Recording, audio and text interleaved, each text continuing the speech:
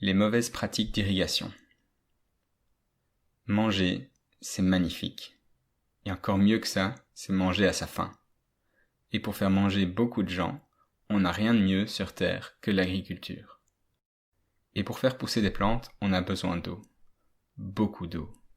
Une plante qui pousse, ça transpire environ l'équivalent de son poids en eau chaque jour. Tu t'imagines, toi, transpirer tous les jours des dizaines de kilogrammes d'eau? Et même si certaines régions du monde ont assez d'eau pour satisfaire ces besoins, la vaste majorité des endroits n'en ont pas assez. Et puis même, d'autres endroits en reçoivent beaucoup trop en un coup, ce qui risque de causer des inondations et autres soucis. Bref, l'arrivée de l'agriculture et des civilisations humaines est allée main dans la main avec la pratique de systèmes d'irrigation et de gestion de l'eau. Et ça s'est fait avec des systèmes souvent assez remarquables.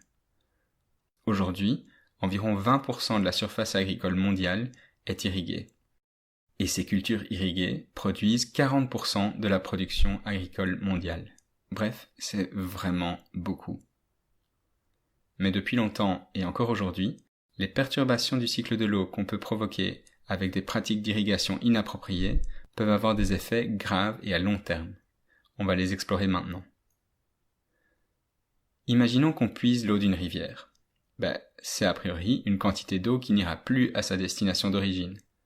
Si sa destination d'origine se retrouve à manquer d'eau, ça peut menacer les habitats et les espèces qui en dépendent.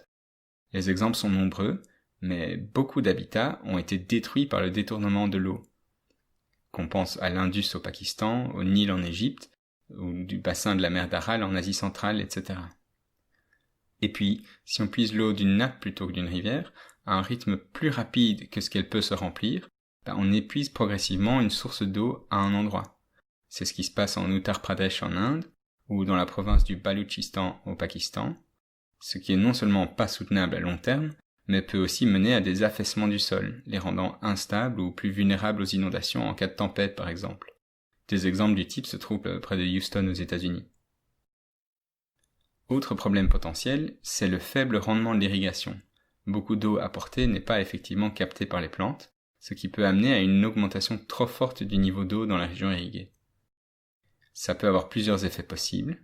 Si les nappes d'eau finissent par se remplir tellement qu'elles affleurent à la surface du sol, elles peuvent être des nouveaux foyers de développement de vecteurs de maladies, comme la malaria, la fièvre jaune, la schistosomiase, etc.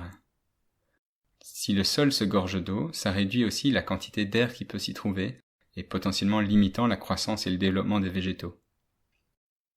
Et puis, finalement, un gros souci qui s'est souvent posé au cours de l'histoire, c'est la salinisation. Si on irrigue avec de l'eau de rivière, dans l'eau d'une rivière, il y a beaucoup plus d'éléments minéraux dissous que dans l'eau de pluie. L'eau de pluie se rapproche beaucoup plus de l'eau pure. Si on donne juste l'équivalent d'eau dont les plantes ont besoin via l'irrigation, on est par contre en train de leur apporter beaucoup trop d'éléments minéraux par rapport à ce qu'elles auraient reçu via l'eau de pluie. Donc, les plantes vont utiliser l'eau, mais une très faible portion des éléments minéraux qui sont apportés vont être consommés par les plantes. Après des années et des années d'irrigation, l'eau est constamment utilisée, mais on peut voir une accumulation des éléments minéraux dans le sol. Et à ça s'ajoute que la nappe d'eau, suite à l'apport d'eau d'irrigation, peut voir son niveau augmenter, et donc apporte aussi tous les éléments minéraux qui y sont dissous.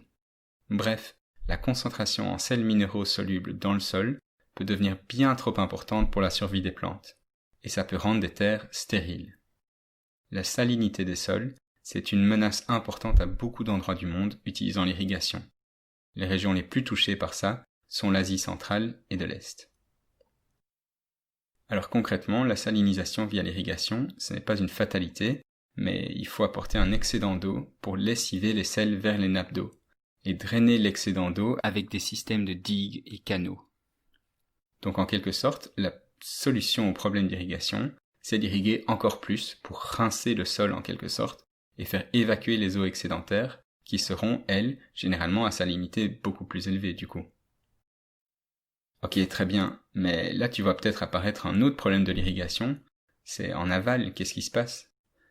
Souvent, l'eau drainée par les systèmes d'irrigation est plus saline, et plus chargée en produits indésirables issus de l'agriculture aussi, comme des excès d'engrais, des pesticides, etc.